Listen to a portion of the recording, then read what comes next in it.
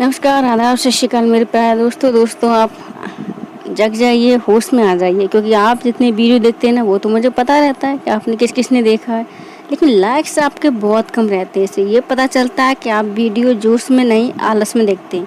तो आलस छोड़िए और अपने होश और जोश में बैठिए और अच्छे से ध्यान से सुनिए, क्योंकि जो आप आज सुनेंगे ना उसका इसके बाद इसका MCQ आएगा, क्वेश्चन और आंसर फॉर्मेट में। तो आप कितने सही जवाब देते हैं उससे ये पता चलेगा कि आपने इस वीडियो को कितने ध्यान से सुना था। तो जल्दी से जल्दी पहले लाइक कीजिए, जो आपके होश और जोश में होने का सबूत देंगे। तो आज हम करंट अफेयर्स का वीडियो लेकर आए हैं, जिसमें हम शुरू करेंगे और जिसमें से हम अगला जो लेक्चर लेके आएंगे उसमें क्वेश्चन आंसर फॉर्मेट में होगा। इन्हीं में से और डीपली क्वेश्चन बनाएंगे, देखेंगे कि आप लोगों ने कितने ध्यान से ये वीडियो देखा है, कितने ध्यान से इसको पढ़ा है, कितना कंटेस्ट किया है, कितने आंसर आप सही कर पा रहे हैं। और ज़्यादा से ज़्यादा लाइक करें, क्योंकि आप लाइक नहीं करते व्यू तो मुझे पता चल जाता है कि आप सब ने देखा है। आप सब देखते हैं लेकिन लाइक नहीं करते, तो इससे ये पता चलता है कि आपका आलस आप पर बहुत ज़्यादा हावी है और आलस मनुष्य का शत्रु होता है। तो आलस छोड़िए, पूरे जोश और होश में वीडियो को लाइक कीजिए और अपनी स्टडी को शुरू कीजिए। तो आज हम स्टार्ट करते हैं। पहला हमारा प्रश्न है कि किस संगठन के द्वारा सरस्वती सम्मान दिया जाता है। सरस्वती सम्मान जो साहित्य के क्षेत्र में दिया जाता है, तो कौन सा संगठन इसको देता है? तो इसमें ऑप्शन है साहित्य अकादमी, के बिरला फाउंडेशन, साहित्य नाटक अकादमी, ललित कला अकादमी। तो इसका सही जवाब है के बिरला फाउंडेशन। के बिरला फाउंडेशन द्वारा क्या है, सरस्वती सम्मान दिया जाता है। यह 15 लाख रुपए की नगद राशि पुरस्कार इसमें दी जाती है। प्रशस्ति पत्र और पट्टिका दिया जाता है।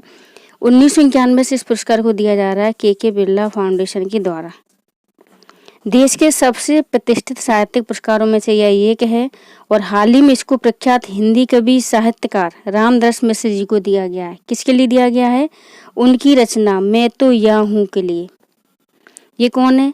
हिंदी कवि हैं, साहित्यकार हैं, ठीक है, और इनकी रचना मैं तो यहाँ हूँ के लिए इनको साहित्य अकादमी सम्मान दिया गया है। यह देश का सबसे प्रतिष्ठित सरस्वती सम्मान दिया गया है। देश का सबसे प्रतिष्ठित सम्मान है, के बिरला फाउंडेशन द्वारा 1991 से दिया जा रहा है। 15 लाख रुपए की नगद राशि दी जाती है। पूछा जाता है कि इसमें कितनी राशि दी जाती है, कौन सा संस्थान इसको देता है, कब से इसे दिया जा रहा है। भारतीय संविधान की जो 8वीं अनुसूची है उसमें कितनी भाषाएं? उसमें टोटल 22 भाषाएं शामिल हैं। तो उसमें शामिल 22 भाषाओं में से किसी भी भाषा में एक भारतीय भाषा के नाम जो साहित्यकार है, चाहे वो कोंकणी हो, मणिपुरी हो, नेपाली, गुजराती, हिंदी, अन्य कई भाषा, किसी में भी अगर कोई किसी भाषा का साहित्यकार है तो उसकी रचना के लिए ये के बिरला फाउंडेशन द्वारा सरस्वती सम्मान दिया जाता है। 8वीं अनुसूची में टोटल 22 भाषा हैं, उनमें शामिल किसी भी भाषा में एक भारतीय भाषा के लिए ये पिछले 10 वर्षों से प्रकाशित एक उत्कृष्ट साहित्यिक कृति को दिया जाता है। विभिन्न भाषाओं में साहित्यकार होते हैं, अपनी कृति को प्रकाशित करते हैं, तो उसमें जो सर्वोत्कृष्ट कृति होती है, सर्वोत्कृष्ट रचना होती है, उसको के बिरला फाउंडेशन द्वारा सरस्वती सम्मान के लिए चुना जाता है। ठीक है, क्लियर हो गया। 1991 में शुरू हुआ था। के बिरला फाउंडेशन द्वारा 15 लाख रुपए का पुरस्कार दिया जाता है, प्रशस्ति पत्र भी दिया जाता है, पट्टिका भी दी जाती है, जो साल श्रीफल भेंट किए जाते हैं। उसके बाद 8वीं अनुसूची में शामिल किसी भी भाषा के लिए ये सर्वोत्तम कृति के लिए दिया जाने वाला पुरस्कार है। अगला क्वेश्चन है, हाल ही में कौन सा एकमात्र उर्वरक है जिसका अधिकतम खुदरा मूल्य MRP सरकार द्वारा तय किया जाता है? Minimum retail price. MRP means maximum, अधिकतम लिखा है यहाँ। वो MSP पे मैं थोड़ा सा याद आ गया, MSP को मिनिमम सपोर्ट प्राइस बोलते हैं, तो यहाँ अधिकतम लिखा है तो मैक्सिमम रिटेल प्राइस, यानी किस एक उर्वरक के लिए MRP सरकार द्वारा तय किया जाता है? पोटेशियम आधारित पोटाश उर्वरक, फास्फोरस आधारित सुपर फास्फेट उर्वरक, नाइट्रोजन आधारित यूरिया उर्वरक, उपरोक्त में से कोई नहीं। तो यूरिया के लिए क्या है, भारत सरकार जो है, केंद्र सरकार है, वो मैक्सिमम रिटेल प्राइस तय करती है, MRP तय करती है यूरिया के लिए। ठीक है। रूस पर अंतर्राष्ट्रीय प्रतिबंधों के बाद भी रूस भारत का शीर्ष DAP जो यूरिया है, जो किसान फैमिली से बिलोंग करते होंगे उनको ये अच्छे से पता होगा कि ये खाद की श्रेणी में आता है, एक फर्टिलाइजर है जिसका आपूर्तिकर्ता देश बनकर उभरा है कौन? रूस। यूरिया एकमात्र उर्वरक है जिसका अधिकतम खुदरा मूल्य सरकार द्वारा तय किया जाता है। यूरिया को हम नाइट्रोजन आधारित यूरिया उर्वरक भी बोल लेते हैं। इसमें एनपीके पाया जाता है, नाइट्रोजन, फास्फोरस और पोटेशियम। तो एनपीके आधारित यूरिया उर्वरक है। इसके लिए मैक्सिमम रिटेल प्राइस जो है सरकार द्वारा निर्धारित किया जाता है। यूरिया के बारे में हम पढ़ लेते हैं। यूरिया सफ़ेद, चमकदार, पानी में पूर्णतः घुल जाने वाला उर्वरक होता है। केंद्र सरकार प्रत्येक संयंत्र में उत्पादन लागत के आधार पर उर्वरक निर्माता जो फर्टिलाइजर मैन्युफैक्चरर होते हैं उनकी यूरिया पर सब्सिडी का भुगतान करती है उनके उत्पादन को बढ़ाने के लिए, ताकि किसानों को आसानी से उपलब्ध हो जाए। इकाइयों को सरकार द्वारा निर्धारित मैक्सिमम रिटेल प्राइस पर उर्वरक बेचना आवश्यक है। जितनी भी यूनिट्स होती हैं जो फर्टिलाइजर मैन्युफैक्चरर की, उर्वरक उत्पादन की, उनको एमआरपी पर उर्वरक बेचना आवश्यक किया गया है, मैंडेटरी किया गया है। उर्वरक विभाग जो है, डिपार्टमेंट ऑफ फर्टिलाइजर, उसने सभी घरेलू उत्पादकों के लिए 100% यूरिया का उत्पादन नीम कोटेड यूरिया के रूप में करना अनिवार्य कर दिया है। यूरिया में जो है नीम की कुछ तत्व मिलाए जाते हैं, जो झड़ जाते हैं ना पत्तियाँ और उसकी निगोली वगैरह, तो उसका मिक्सअप करके नीम कोटेड यूरिया बनाया गया है। सरकार सभी गैर यूरिया आधारित उर्वरक जैसे डाई अमोनियम सल्फेट हो गया, डीएपी, पोटास आदि को पोषक तत्व आधारित सब्सिडी योजना के तहत विनियमित करेगी। सरकार का ये प्लान है कि वो पूरा ये सब्सिडी है उसके तहत इसको रेगुलेट करने का उसका योजना है। भारत जो है डाई अमोनियम फास्फेट और पोटाश उर्वरकों के लिए इम्पोर्ट पर निर्भर है। मतलब भारत में इसका कम उत्पादन होता है, ज़्यादा देशों से वो आयात करता है, चाहे वो पोटास उर्वरक हो या फास्फेट उर्वरक हो। इसके लिए भारत क्या है, इम्पोर्ट पर निर्भर है। अगर आयात बंद हो जाता है तो भारत में इस उर्वरक की कमी हो जाती है। अगला क्वेश्चन है, यूनिकॉर्न कैसी कंपनियां होती हैं। हाल ही में भारत में यूनिकॉर्न काफ़ी चर्चा में रहा है, तो उसमें ये पूछ सकते हैं आपसे कि कौन सी कंपनी होती है, यानी उनके वैल्यू कितने बिलियन डॉलर तक हो या कितने बिलियन डॉलर से कम हो या अधिक हो, तब उनको यूनिकॉर्न की श्रेणी में रखा जाएगा। तो ऐसी कंपनियां जिनकी वैल्यू जो है 1 बिलियन डॉलर से अधिक होती हैं उन्हें हम बोल लेते हैं यूनिकॉर्न कंपनियां। 1 बिलियन डॉलर से अधिक होती है। भारत विश्व में कुल संख्या के आधार पर अमेरिका और चीन के बाद 3rd स्थान पर रखता है। मतलब सर्वाधिक अगर यूनिकॉर्न की बात करें तो विश्व में सबसे ज़्यादा किसके पास है, अमेरिका के पास है, दूसरा चीन के पास है और तीसरा हमारे इंडिया के पास है। तो भारत यूनिकॉर्न में 3rd स्थान पर आता है। ये जो हीरोइन इंडिया की फ्यूचर यूनिकॉर्न इंडेक्स 2020 की जो रिपोर्ट आई है उसमें ये बताया गया है कि भारत में अगले 2 से 4 सालों में 122 नए यूनिकॉर्न उभरेंगे। हारून रिपोर्ट के अनुसार भारत अब उभरते यूनिकॉर्न वाले देशों के स्थान पर आ गया है। फर्स्ट कौन है, अमेरिका, चीन, 3rd कौन है आपका, भारत। अगला प्रश्न है, हाल ही में बहुत चर्चा में रहा है, लिविंग लैंड चार्टर। किस समूह द्वारा लिविंग लैंड चार्टर जारी किया गया है। तो राष्ट्रमंडल देशों के प्रमुखों की जो भी बैठक हुई है, राष्ट्रमंडल देशों के प्रमुखों की बैठक हुई है, तो राष्ट्रमंडल देशों ने चिंता व्यक्त की है कि क्लाइमेट चेंज, कई सारे एनवायरनमेंट में जो परिवर्तन हो रहे हैं उसको लेकर कि हम अपनी भूमि को ऐसा बनाकर जाएं कि हमारे आने वाली पीढ़ी है ना उस पर अच्छे से सर्वाइव कर सके। तो उसके लिए उन्होंने लिविंग लैंड चार्टर बनाया है, सतत विकास लक्ष्यों की पूर्ति के लिए, ताकि आज हम जो जिस चीज़ का संसाधनों का उपयोग कर रहे हैं पृथ्वी पर, हमारी आने वाली पीढ़ी भी उन्हीं संसाधनों का बेहतर तरीके से उपयोग कर सके। इसके लिए राष्ट्रमंडल देश, जैसे हम शॉर्ट में चोगम भी बोल लेते हैं, कॉमनवेल्थ नेशन, उन्होंने लिविंग लैंड चार्टर पर हस्ताक्षर किए हैं। हाल ही में राष्ट्रमंडल के सदस्यों ने किगाली रवांडा में बैठक हुई है उनके जो राष्ट्र प्रमुख होते हैं, तो उन्होंने लिविंग लैंड चार्टर अपनाने की घोषणा की है। यह गैर बाध्यकारी समझौता किसी पर भी बाध्यकारी नहीं है। इसमें सदस्य देश जो हैं वैश्विक भूमि संसाधनों, जितने भी लैंड रिसोर्सेज होते हैं उनकी रक्षा करेंगे और क्लाइमेट चेंज, बायोडाइवर्सिटी के ह्रास को रोकने के लिए काम करेंगे। जितना क्लाइमेट चेंज की परिस्थितियाँ उत्पन्न हो रही हैं, बायोडाइवर्सिटी को खतरा उत्पन्न हो रहा है, उसकी रक्षा के लिए जो लैंड के जितने भी रिसोर्सेज उनका संरक्षण करने की बात कही गई है। जो राष्ट्रमंडल देश में ऐसे सदस्य होते हैं जो कभी न कभी ब्रिटेन का उपनिवेश रहे हैं। हालांकि इसमें 2-4 सदस्य ऐसे भी हैं जो ब्रिटेन का कभी उपनिवेश नहीं रहे।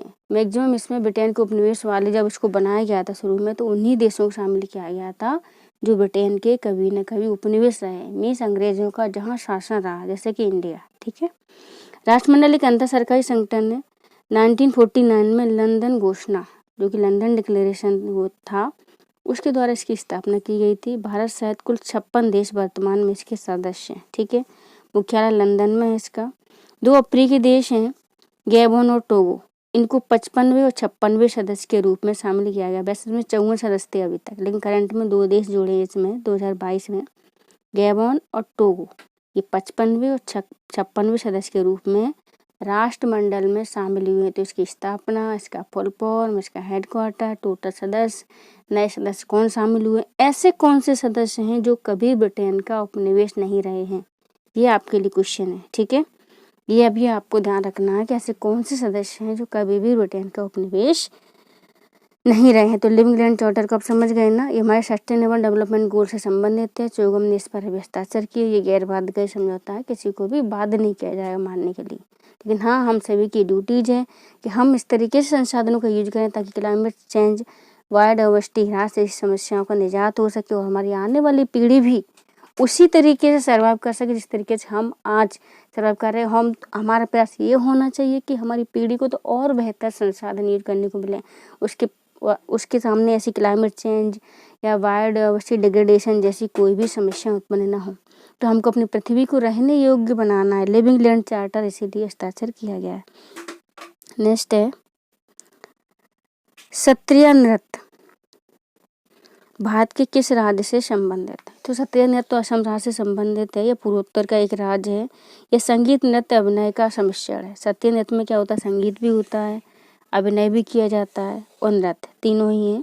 इसकी उत्पत्ति 15वीं शताब्दी में श्री शंकरदेव, गुरु शंकरदेव का नाम आपने सुना होगा, उनके द्वारा की गई थी, जब उन्होंने नव वैष्णव आंदोलन चलाया था और उन्होंने सत्र मठ जो स्थापित किया था, तो उसके हिस्से के रूप में सत्रिया नृत्य को शुरू किया था।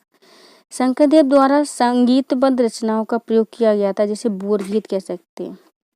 उनकी जितनी भी जो संगीत में रचनाएं थी उनको बोर गीत कहा जाता है। वाद्य यंत्र ढोल, ताल, बांसुरी इसमें प्रयुक्त यंत्र हैं। हारमोनी का प्रयोग भी किया जाता है। पूछ सकते हैं असम का जो सत्रिया नृत्य है उसमें कौन कौन से इंस्ट्रूमेंट का यूज किया जाता है? वाद्य यंत्र ढोल, ताल, बांसुरी, हारमोनियम। शंकरदेव नॉर्थ ईस्ट से संबंधित वैष्णव या भक्ति आंदोलन के एक संत हैं। इन्होंने सत्र मठ की स्थापना की थी। उसी समय सत्रिया नृत्य की शुरुआत हुई थी। अगला है हमारा, किस देश के द्वारा इस्कंदर एम मिसाइल प्रणाली विकसित की गई? हाल ही में रूस जो है उसके द्वारा इस्कंदर एम मिसाइल प्रणाली को विकसित किया गया है। इस्कंदर एम मिसाइल प्रणाली जो है 1996 में पहली बार इसको सफलतापूर्वक लॉन्च किया गया था। रूस इस्कंदर एम शब्द का प्रयोग ट्रांसपोर्ट रिएक्टर लॉन्च सिस्टम के साथ साथ उसके द्वारा दागी गई कम दूरी यानी कि 500 से 700 किलोमीटर की बैलिस्टिक मिसाइल एवं क्रूज मिसाइलों को परिभाषित करने के लिए करता है। बैलिस्टिक मिसाइल, क्रूज मिसाइल क्या होती है? बैलिस्टिक मिसाइल का जो गति का क्षेत्र होता है वो प्रक्षेप गति करती है, जबकि क्रूज मिसाइल क्या होती है? डायरेक्ट अटैक करती है अपने दुश्मन पर या अपने टारगेट पर। ठीक है। एक बार छोड़ दिया आपने, फिर इसको आपको मॉनिटर करने की आवश्यकता नहीं होती कि इसको क्रूज मिसाइल को एक बार बता दो कि इसको मारना है, उसी को मार देती जाके, मतलब डायरेक्ट अपने टारगेट को हिट करती है। और बैलिस्टिक मिसाइल क्या है? टारगेट को हिट करने से पहले हमको पूरा इसको मॉनिटर करना पड़ता है। पहले ये प्रक्षेप पूरा पथ में जाएगी, फिर अपने टारगेट को हिट करेगी। इन दोनों में डिफरेंस रहता है। जो ये मिसाइल है इसे नाटो द्वारा SS-26 स्टोन के रूप में कोड नेम दिया गया है। SS-26 स्टोन कोड नेम किसका है? इस्कंदर एम मिसाइल का। हाल ही में कौन सा है सबसे हल्की सबसे भारी धातु? ये आपका केमिस्ट्री का प्रश्न है, साइंस का प्रश्न है। सबसे हल्की धातु में आपकी लिथियम आ जाती है, सबसे भारी में आ जाती है आपकी ओशियम। नाइजीरिया में इस चर्चा में क्यों है? हाल ही में नाइजीरिया में लिथियम के उच्च भंडार मिले। ऐसा नहीं, हाई क्वालिटी का जो लिथियम खोज की गई है नाइजीरिया में। हालांकि पहले भी लिथियम मिला है उसमें, लेकिन वो उच्च क्वालिटी का नहीं था। हाल ही में उच्च क्वालिटी का मिला है। नाइजीरिया में लगभग 50 मिलियन टन के लगभग भंडार हैं, जबकि जो सोमालिया है उसमें 1200 मिलियन टन के लगभग भंडार है। तो हाल ही वहाँ पर लिथियम की खोज हुई, इसलिए चर्चा में है। लिथियम ट्रायंगल के नाम से 3 देशों को जाना जाता है, जिन्हें हम ABC बोल सकते हैं। दक्षिण अमेरिका के देश हैं अर्जेंटीना, बोलीविया और चिली। इन्हें लिथियम ट्रायंगल के रूप में जाना जाता है। लिथियम का परमाणु क्रमांक 3 है, परमाणु भार 6.941 है, सबसे हल्की धातु है, सबसे कम घनत्व भी होता है। सबसे बड़े भंडार वाले देश हैं इसके चिली, ऑस्ट्रेलिया और अर्जेंटीना। आपसे पूछ लिया जाए कि लिथियम का सबसे ज़्यादा भंडार कहाँ है, तो फर्स्ट चिली, ऑस्ट्रेलिया और अर्जेंटीना। भारत में पहली बार जो लिथियम की खोज हुई है वो कर्नाटक के मांड्या जिले में हुई है। कर्नाटक के मांड्या में लिथियम के भंडार खोजे गए हैं।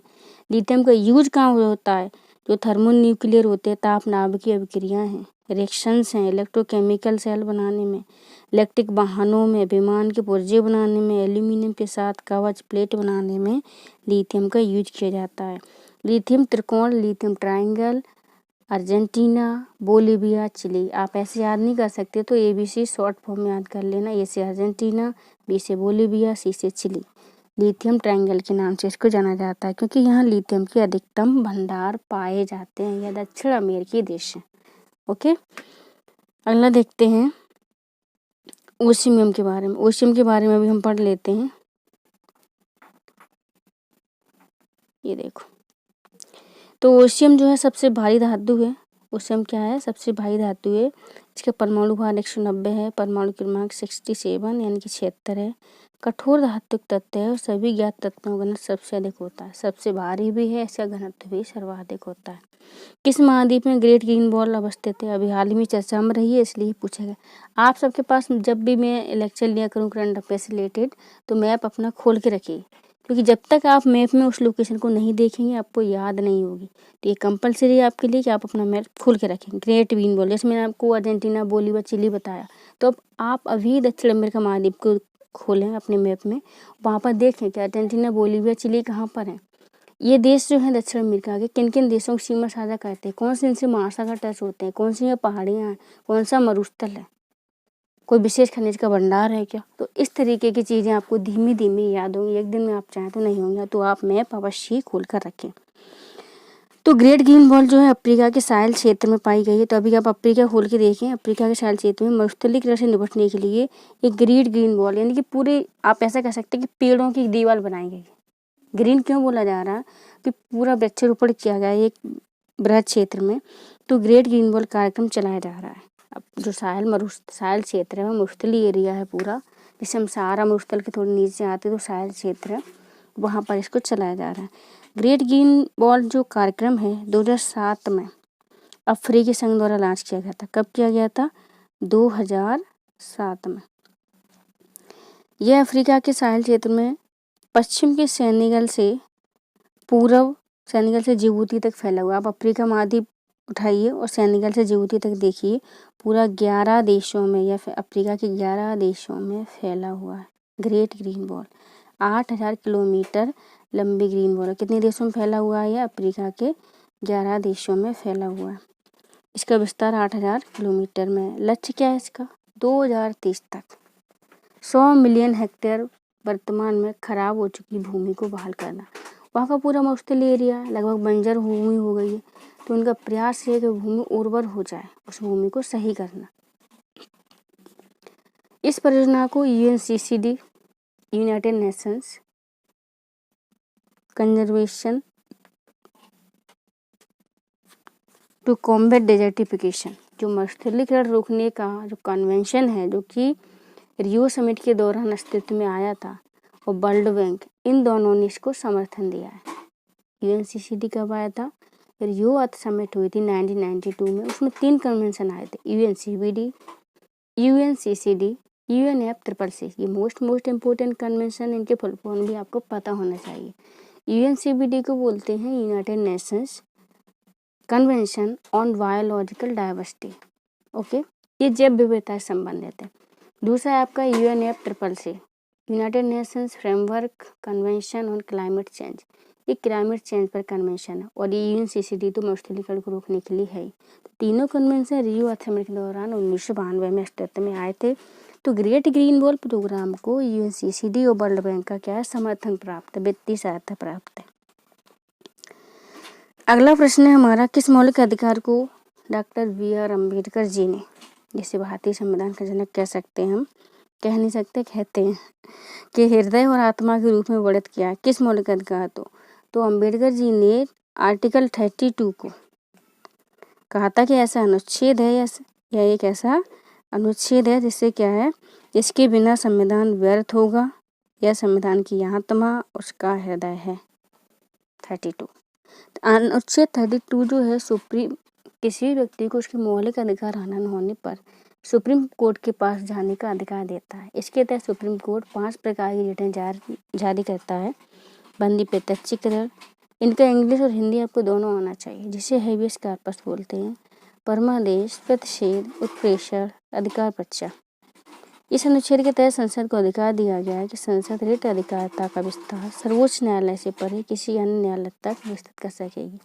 बंदी प्रत्यक्षीकरण में क्या होता है, कोई व्यक्ति को अगर जबरन बंदी बना लिया जाता है पुलिस द्वारा, तो उसको सुप्रीम कोर्ट आदेश देती है कि इसको मेरे समझ प्रस्तुत करो और इसको बंदी बनाने का कारण बताओ।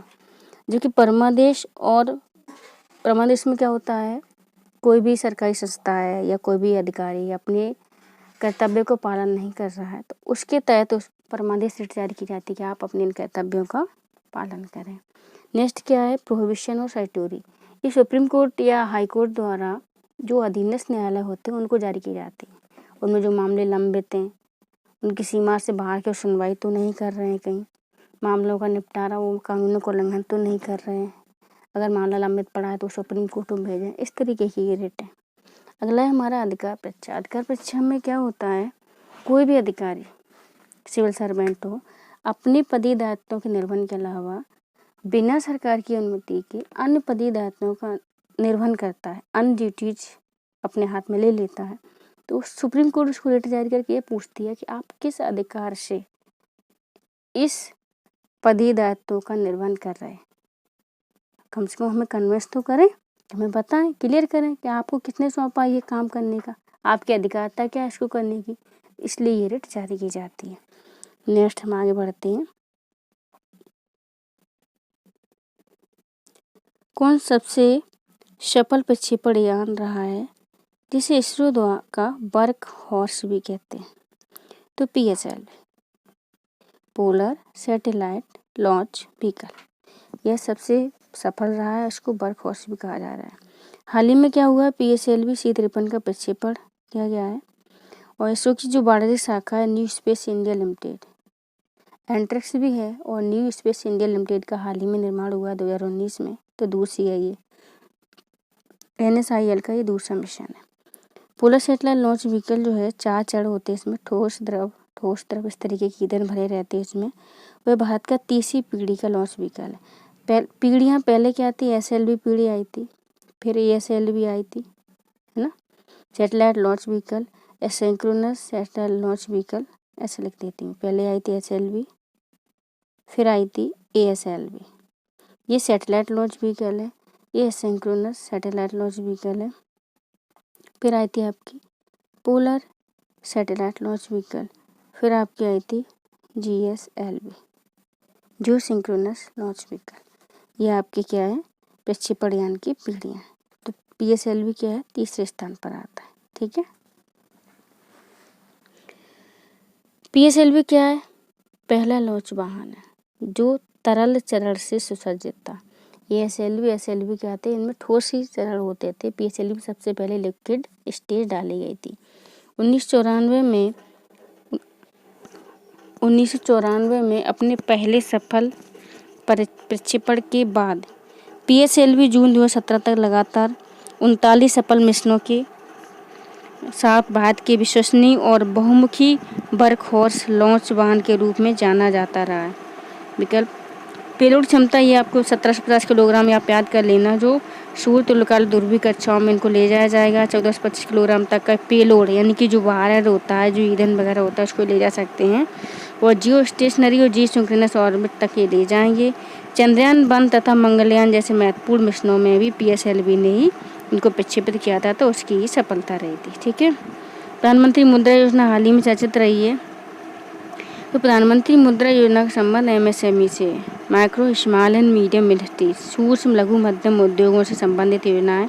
इसमें क्या है, उनको ऋण प्रदान किया जाता है शिशु किशोर तरुण की कैटेगरी में।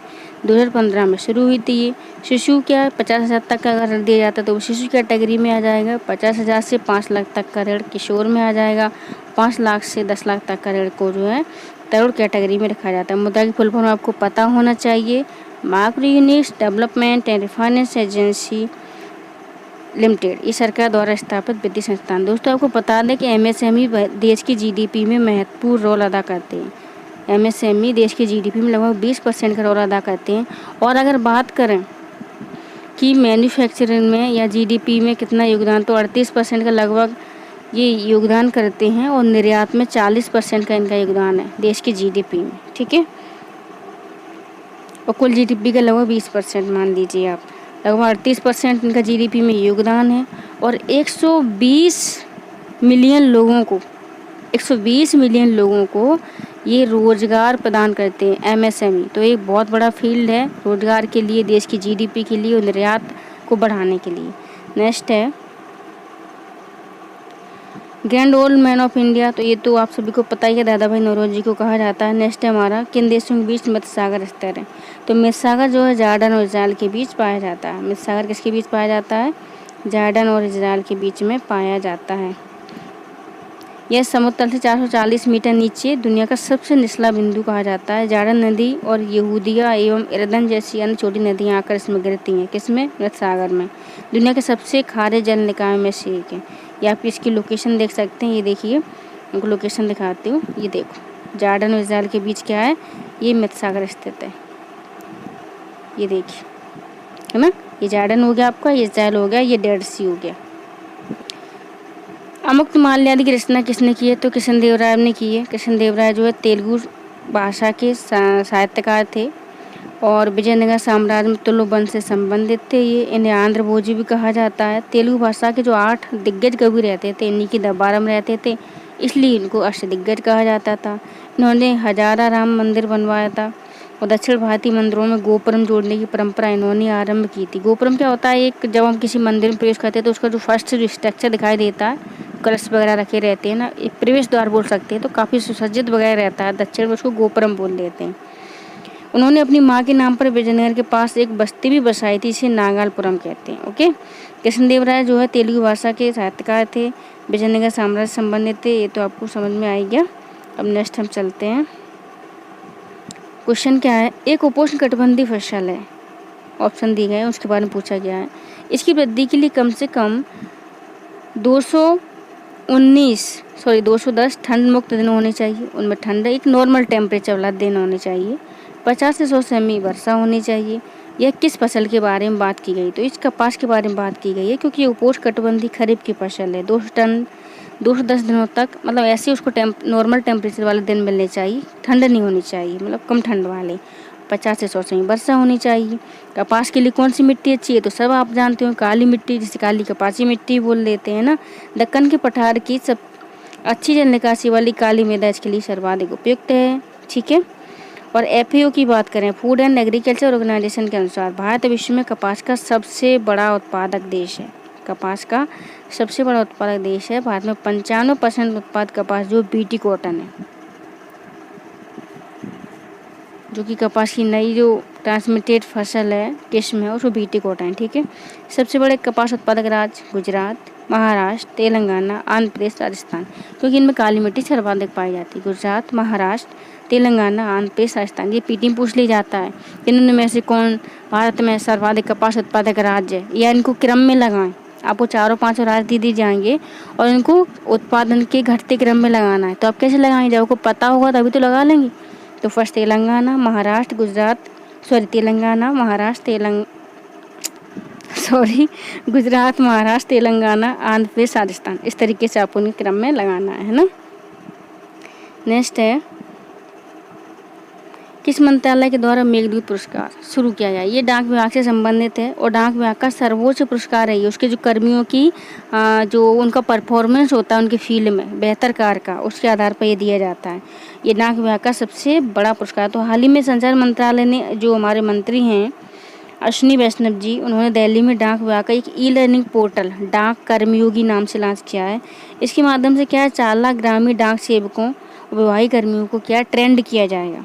साथ ही साथ उन्होंने डाक विभाग में नवाचारी पहलों के लिए दिए जाने वाले मेघदूत पुरस्कारों का भी वितरण किया गया था। ये सर्वोच्च पुरस्कार है डाक विभाग का भारत में, ठीक है। इसकी शुरुआत 1984 में हुई थी और 21,000 रुपये नगद पदक और एक प्रशस्ति पत्र दिया जाता है। संचार मंत्रालय के द्वारा इस पुरस्कार को दिया जाता है। अब भारतीय डाक के बारे में देख लेते हैं। विश्व का सबसे बड़ा डाक नेटवर्क संचार मंत्रालय, जो हमारा कम्युनिकेशन मिनिस्ट्री है, उसके तहत ये काम करता है।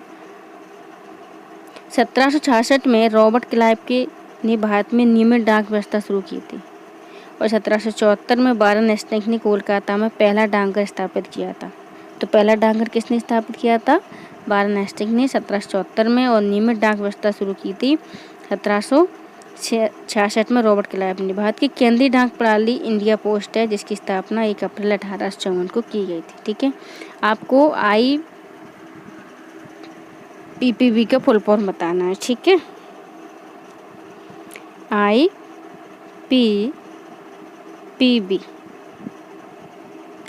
आपको इसका फुल फॉर्म बताना कमेंट बॉक्स में। जागते रहना और लाइक करते रहना, नहीं तो मैं समझूँ कि आप लोग पढ़ नहीं रहे हो, बस ऐसे ही अपने आप को बेवकूफ़ बना रहे हो। क्योंकि आपके लाइक बता देते हैं कि आप कितने होश में अपने वीडियो लेक्चर सुना है। क्योंकि आप होश में होते तो लाइक करते ही करते, क्योंकि आप उसके पैसे तो लग नहीं रहे। पैसे लग रहे हैं क्या? अगर आपने वीडियो देखा है, आपको अच्छा कंटेंट मिला है, जानकारी मिली, तो लाइक करने में क्या जाता है। लेकिन नहीं, आपको कुछ पता ही नहीं ना, आपने देखा हो ना उसमें, तब तो आप लाइक करोगे। मुझे लगता है आप सोते हुए देखते हैं सबके सब, इसलिए जागते रहो। जागने है ना, जागने से ही वाला होगा आपका, क्योंकि बहुत सो लिया। ये तो लाइफ में फिर सोना ही सोना है, और है क्या। देखें, भारत का सबसे बड़ा नमक उत्पादक राज्य तो गुजरात ही है ना। भारत का सबसे बड़ा नमक उत्पादक राज्य कौन सा है? गुजरात है। इन दिनों देश नमक उत्पादन में कमी के संकट से गुजर रहा है ना। क्या हुआ है, जो नमक के जो किसान हैं वो ये चाहते हैं कि जैसे अदर किसान हैं उनको MSP दिया जाता है ना, उनको अन्य कई लाभ दिए जाते हैं। तो वो चाह रहे हैं, जो नमक के खेती करने वाले लोग हैं, कि हमको भी किसान की श्रेणी में शामिल करो भाई। हम भी तो एक्चुअल में क्या होता है, खेती ऐसे होती है कि समुद्र का पानी है तो खेतों में भर लिया जाता है, ठीक है। फिर वो वेपोरेटेड होता है, तो पानी बाष्पीकृत होकर ऊपर उड़ जाता है, उसमें नमक रह जाता है खेत में। तो लोगों का ये कहना है कि हम भी तो किसान ही कर रहे हैं, नमक की खेती कर रहे हैं, तो हमको भी किसानों को मिलने वाले लाभ दीजिए, हमें भी MSP प्रोवाइड कराइए। भारत अमेरिका और चीन के बाद विश्व का तीसरा बड़ा नमक उत्पादक देश है। गुजरात राज्य भारत के कुल नमक उत्पादन का 80% अकेले ही उत्पाद कर लेता है। अन्य राज्यों में आ जाएं तो तमिलनाडु हो गया, आंध्र प्रदेश, महाराष्ट्र, कर्नाटक, उड़ीसा हो गया। राजस्थान भारत के स्थलबद्ध राज्यों में सबसे बड़ा, स्थलबद्ध का मतलब समझते हो, जिसकी सीमा किसी जलीय बॉडी या निकाय से न मिलती हो। तो राजस्थान में सामर झील जो है नमक उत्पादन के लिए फेमस है, ठीक है। रक्षा मंत्रालय द्वारा शुरू की गई पद्म प्रणाली क्या है? पद्म प्रणाली ये तटरक्षक बल ने शुरू की है। एक केंद्रीकृत वेतन प्रणाली है। इसमें क्या है, इसकी स्थापना, इसमें केंद्रीकृत वेतन प्रणाली है पद्म। इसको रक्षा मंत्रालय ने भारतीय तटरक्षक बल के लिए शुरू किया है। इसके बारे में हम देखते हैं। जो भारतीय तटरक्षक बल है, इंडियन कोस्ट गार्ड, स्थापना हुई थी इसकी 1978 के अधिनियम के द्वारा रुस्तम जी समिति की सिफारिश पर। इसका कार्य क्या है, जो शांति काल होता है उसमें भारतीय समुद्री सीमा की रक्षा करना। जो भी भारत का जो सी तट है उसकी पूरी रक्षा करता है। हेडक्वार्टर नई दिल्ली में डिफेंस मिनिस्ट्री के अधीन ही कार्य करता है। तटरक्षक बल भारत के समुद्री क्षेत्रों में लागू सभी राष्ट्रीय नियमों के उपबंधों को प्रवर्तन करने की उत्तरदायी है, ठीक है। अगला प्रश्न है, राष्ट्रीय सांख्यिकी दिवस कब मनाते हैं? तो राष्ट्रीय सांख्यिकी दिवस मनाया जाता है PC महालनोबिस के जन्मदिवस पर। PC महालनोबिस क्या है? सांख्यिकी आर्थिक योजना क्षेत्र में मूल्य योगदान को देखते हुए सरकार ने 2007 से हर साल 29 जून को मनाने की घोषणा की है। ये क्या है, भारतीय सांख्यिकी संस्थान की इन्होंने 1931 में नींव रखी थी। स्वतंत्र भारत के पहले योजना आयोग के सदस्यों में से एक थे। और सेकेंड जो 5 ईयर प्लान था उसमें इन्होंने उद्योगों पर ध्यान केंद्रित करने की योजना भी बनाई, ठीक है। यह महालनोबिस मॉडल पर आधारित थी। नेक्स्ट हमारा बेल्ट एंड रोड पहल किसकी है? तो बेल्ट एंड रोड पहल है चाइना की, हमारा पड़ोसी है ना, फेमस पड़ोसी है भाई ये तो। बेल्ट एंड रोड पहल चीन की पहल है, 2013 में इसने शुरू की थी। लेकिन हाल ही में चर्चा में क्यों? हाल ही में G7 की समिट हुई है। बताओ सब लोग कहाँ हुई है? बर्लिन में हुई है। वहाँ पे हमारे पीएम मोदी जी को भी आमंत्रित किया गया था। हालांकि भारत G7 का सदस्य नहीं है, लेकिन उसको आमंत्रित किया था जर्मनी ने, क्योंकि वो जर्मनी का फ्रेंड है। फ्रेंड क्यों? देखो, आप ग्लोबली एक देखो किसकी ज़्यादा पूछताछ होती है? जिसने अपनी अच्छी इमेज बना ली है, जिसने सक्सेस हासिल कर ली है। तो यही हमारी रियल लाइफ में भी होता है। हमारी इंडिया की छाप विश्व में बहुत अच्छी है, इसलिए उसको विभिन्न संगठनों की बैठकों में विशेष अतिथि के रूप में आमंत्रित किया जाता है। तो यही आपकी रियल लाइफ में होने वाला। अगर आपके पास सक्सेस है, इमेज आपकी अच्छी है, तो आपको सब पूछेंगे, सब आपको बुलाएंगे, चाहे आप उनके सदस्य हों, उनके रिलेशन में आते हों या ना आते हों। तो पढ़िए, शिक्षा ही एक है जो आपके जीवन में परिवर्तन ला सकती है। भाई घर बैठे आपको पढ़ने को मिल रहा है, फिर भी ना पढ़ रहे, काहे नहीं पढ़ रहे भाई? पढ़ो ना। हम इतने पसीना बहा के इतना लेक्चर बनाए हैं आपके लिए, तो एक लाइक करने में आपको बड़ा प्रॉब्लम होती है। तो लाइक शेयर करो, ज़्यादा से ज़्यादा लोगों तक पहुँचाओ भाई। आपका लाभ हो, साथ में किसी और का भी लाभ हो जाए। तो G7 की जो समिट हुई है, उसमें पीएम मोदी जी को बुलाया गया, तो सब ने मिलकर बैठ के बात की। अब बात ये है कि अमेरिका को ना चीन की ये हिंद प्रशांत क्षेत्र में ना जो उपस्थिति पसंद नहीं आ रही है, इंटरफेयर। तो अमेरिका उसको ज़्यादा से ज़्यादा काउंटर करने का प्रयास करता है। तो अमेरिका ने कहा कि कुछ ऐसा बनाते हैं इसको काउंटर किया जाए। तो इसको काउंटर करने के लिए उन्होंने कहा कि हम बनाएंगे PGAI। उन्होंने PGII नाम से एक इंफ्रास्ट्रक्चर प्लान बनाया है, जिसके तहत वो क्या करेंगे, पूरा हिंद प्रशांत से लेकर वहाँ अपने यूरोप तक ले जाएंगे। पूरा एक वहाँ पे इंफ्रा डेवलप करेंगे चीन को काउंटर करने के लिए, ताकि चीन जो है हिंद प्रशांत क्षेत्र में ज़्यादा अपनी एक्टिविटी न कर पाए। क्योंकि आप देख रहे हैं, चाहे वो श्रीलंका का पोर्ट हो या अदर गतिविधियाँ हो कई द्वीपों पर, तो उसकी चलती रहती है, थोड़ा सा अलग प्रकार सोचता है। तो इसलिए उन्होंने उसको काउंटर करने के लिए पहल की है, इसलिए चर्चा में रहा है। तो इसको बेल्ट एंड रोड इनिशिएटिव भी बोल लेते हैं, वन बेल्ट वन रोड भी बोल लेते हैं। 2013 में चीन के जो शी जिनपिंग जी थे, उन्होंने इसको शुरू किया था। वैश्विक बुनियादी ढांचा विकास रणनीति है। रेलवे, बंदरगाह, राजमार्ग, बुनियादी ढांचे जैसी परियोजनाओं के सहयोग करने के लिए 100 से अधिक देशों की चीन की BRI पहल समझौते पर हस्ताक्षर किए गए थे। इस पहल के 2 भाग हैं। पहला क्या है? पहला new silk road economic belt है। जो सिल्क रोड इकोनॉमिक बेल्ट है, जिससे प्राचीन समय में सिल्क का व्यापार होता था, वहाँ ये इंफ्रा डेवलप करेंगे। दूसरा मैरीटाइम सिल्क रोड, जो पूरा जलीय भाग है, इंडो पैसिफिक रीजन से पूरा जो पानी वाला क्षेत्र है, उसमें ये डेवलप करेंगे इंफ्रा। तो 2 इनके ये भाग हैं, ठीक है। इस पहल को चीन की ड्राफ्ट पॉलिसी, चीन तो हमेशा से चालाकी जैसा काम करता रहा है, तो ड्राफ्ट पॉलिसी के रूप में जाना जाता है। और भारत इसका भागीदार नहीं है, भारत इसमें शामिल नहीं हुआ है। तो हाल ही में जो G7 की समिट हुई है, उसमें PGII को प्रस्तुत किया गया। ये देखो, वैश्विक अवसंरचना और निवेश के लिए साझेदारी योजना है ना, ये partnership for global infrastructure investment. हाल ही में केंद्रीय वित्त मंत्री निर्मला सीतारमण ने 47वीं GST परिषद की बैठक की अध्यक्षता की। ये तो सभी को पता है कि GST परिषद की अध्यक्षता कौन करते हैं, तो वित्त मंत्री महोदय ही करते हैं, ठीक है। नेक्स्ट है हमारा, इस GST आपके लिए महत्वपूर्ण हो जाती है। हाल ही में 1 जुलाई निकला है, तो 1 जुलाई को GST दिवस मनाया जाता है, ये आपको याद होना चाहिए। GST परिषद की स्थापना संविधान के अनुच्छेद 279A के तहत की जाती है, इसलिए कैसा निकाय है? संवैधानिक निकाय है, ठीक है। अध्यक्षता केंद्रीय वित्त मंत्री करते हैं। सभी राज्यों के वित्त मंत्री परिषद के सदस्य होते हैं। केंद्रीय राजस्व परिषद के प्रधान सचिव के रूप में कार्य करते हैं, ठीक है। नेक्स्ट है भारतीय कंप्यूटर आपातकालीन प्रतिक्रिया बल, सैटिन किस मंत्रालय के अधीन कार्य आते हैं? तो सैटिन जो है हमारा, ये साइबर सुरक्षा संबंध कार्य करता है, इलेक्ट्रॉनिक सूचना प्रौद्योगिकी मंत्रालय के अंतर्गत ये आता है, ठीक है। सैटिन की स्थापना कब हुई थी? तो सैटिन की स्थापना 2004 में हुई थी, IT एक्ट 2000 के तहत। IT act information technology act 2000 की 70वीं धारा के तहत सैटिन की स्थापना 2004 में की गई थी। हैकिंग, फिशिंग जैसे मामलों की सुनवाई करता है, मतलब खतरा न हो उसके लिए इंडियन एजेंसी है।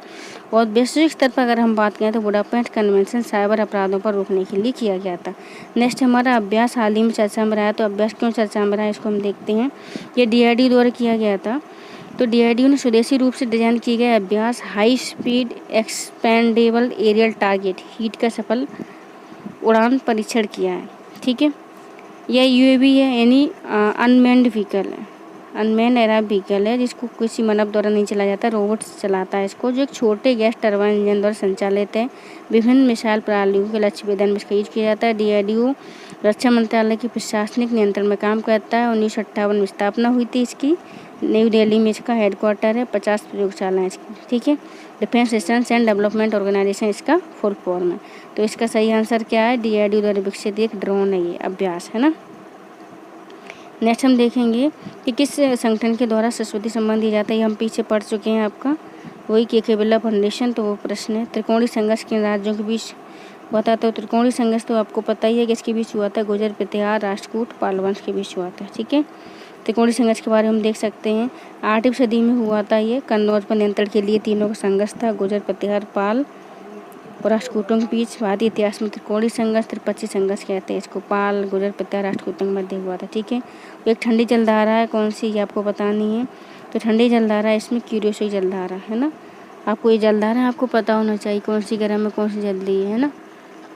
तो ठंडी जलधाराओं का तो एक शॉर्ट वो है ना, एक लाइन है कि ग्रीन बगुला क्यों केला फेंक रहा है।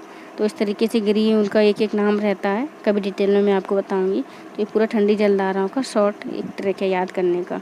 महासागरीय धाराएं जो प्रशांत महासागर में चलती हैं, जो विषुवत रेखा से चलती हैं वो गर्म होती हैं, और जो ध्रुव से चलती हैं वो ठंडी होती हैं। ठंडी और गर्म धाराओं में इनको बांटा गया है, ठीक है। गोलास की जलधारा हिंद महासागर की गर्म जलधारा है। यह मेडागास्कर के दक्षिण में मेडागास्कर मोजाम्बिक धारा से मिलकर अगोलगास धारा कहलाती है। नेक्स्ट है हमारा पुलकेशिन द्वितीय किस वंश का शासक था? तो इनका संबंध तो आपको पता ही है, चालुक्य वंश के राजा थे 609 से 642 के मध्य।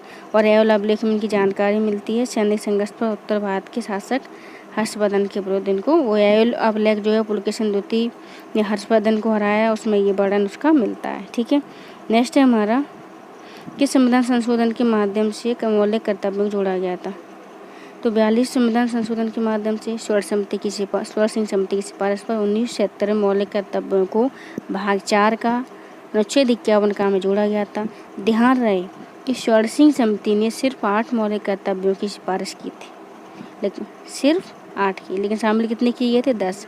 और फिर 86वें संविधान संशोधन 2002 द्वारा 11वां मौलिक कर्तव्य जोड़ा गया, जो 6 से 14 वर्ष के बच्चों को उनको शिक्षा के अवसर उपलब्ध कराने का माता पिता का कर्तव्य सुनिश्चित करता है ना। हाल ही में 42 संविधान संशोधन को सबसे महत्वपूर्ण संशोधन माना जाता है, लघु संविधान के रूप में भी जाना जाता है, ठीक है। नेक्स्ट देखें कि कौन सी इसमें राजधानियाँ जनपद हैं, तो कौन सा सम्मिलित नहीं है। क्या हुआ था 6वीं शताब्दी में 16 महाजनपदों का अस्तित्व मिलता है बौद्ध ग्रंथ और जैन ग्रंथों में। इनकी जानकारी बौद्ध ग्रंथ अंगुत्तर निकाय, जैन ग्रंथ भगवती सूत्र में प्राप्त होती है। काशी प्राचीन भारत के 16 महाजनपदों में से एक था, ठीक है। काशी की राजधानी कहाँ थी? बनारस थी।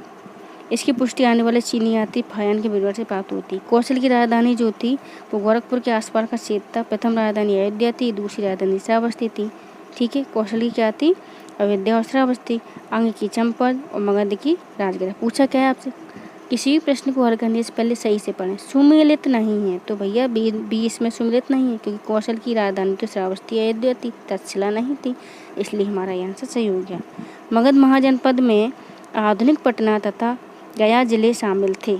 इसकी राजधानी गिरिब्रज और राजगृह थी। बृहदत्त और जरासंध यहाँ के प्रतिष्ठित राजा थे, ठीक है।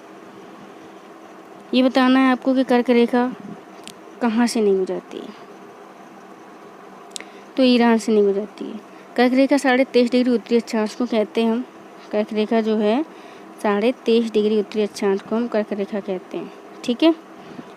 यह उत्तरी गोलार्ध में भूमध्य रेखा के समानांतर 23 डिग्री ग्लोब रहता है। इस पूरा ये आपकी विषुवत रेखा रहती है, ऊपर 23.5 डिग्री यहाँ पर, और ये कर्क रेखा हो गई आपकी मकर रेखा होती है। कर्क रेखा रहती है 23.5 डिग्री ग्लोब पर, पश्चिम से पूरब की ओर ये खींची गई इस तरीके से। 21 जून को जब सूर्य कर्क रेखा के एकदम ऊपर होता है, इधर यहाँ कहीं ऊपर होता है यहाँ, है ना, तो उत्तरी गोलार्ध में वह दिन सबसे लंबा और रात सबसे छोटी होती है। कर्क रेखा 18 देशों से गुजरती है। ये देश आप याद कर लेना। और बात की 8 राज्यों से गुजरती है, गुजरात, राजस्थान, मध्य प्रदेश, छत्तीसगढ़, झारखंड, पश्चिम बंगाल, त्रिपुरा, मिजोरम, ठीक है। दूसरा हम क्वेश्चन यहाँ आपको देते हैं कि जो भारत की मानक मध्यम समय रेखा है वो किन राज्यों से गुजरती है, ये आपको बताना है। NDB हाल ही में चर्चा में रहा है, न्यू डेवलपमेंट बैंक। तो इससे संबंधित 2 कथन दिए गए कि कौन सा सही है। इसकी स्थापना यूएन द्वारा की गई थी। गलत है ये, क्योंकि इसकी वृक्ष के द्वारा की गई थी, मुख्यालय शंघाई में। ठीक है, इसमें क्या है,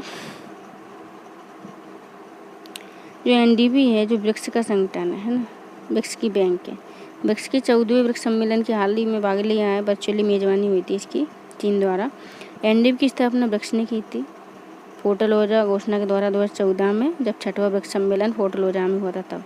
वृक्ष के 4 देश हैं स्थापित हुए थे तब, ब्राज़ील, रशिया, इंडिया, चाइना। ठीक है, बाद में दक्षिण अफ्रीका इसमें शामिल हो गया, तो 5 देश हो गए। हाल ही में ऑस्ट्रेलिया वगैरह, न्यूजीलैंड वगैरह बोल रहे हैं कि हमको इसमें शामिल कर लो, देखते आगे क्या होता है। फोर्टलोजा घोषणा द्वारा एनडीबी की न्यू डेवलपमेंट बैंक, ये वृक्ष का बैंक है। वृक्ष देशों को ये फंड $100 बिलियन तक का फंड है, इसमें एक दूसरे की मदद के लिए बनाया गया है, कोई भी क्षेत्र में आपत्ति होती है तो उसके लिए। ठीक है, नेक्स्ट है अपना, भारत में त्रिस्तरीय पंचायती राज व्यवस्था की सिफारिश करने वाली समिति कौन सी थी? तो 1956-57 में त्रिस्तरीय पंचायती राज व्यवस्था के लिए बलवंतराय मेहता समिति बनाई गई थी। जिला, ब्लॉक और ग्राम स्तर पर उन्होंने पंचायत की स्थापना की थी, है ना, तो बलवंतराय समिति। आपसे प्रश्न यही पूछ सकते हैं किस समिति ने पंचायती राज को संवैधानिक दर्जा देने का प्रावधान किया था? तो वो एल.एम. संघवी की सिफारिश थी। ठीक है, ये आप पढ़ लेना। 11वीं अनुसूची जोड़ी गई थी 243 से 243 अणा तक। ठीक है,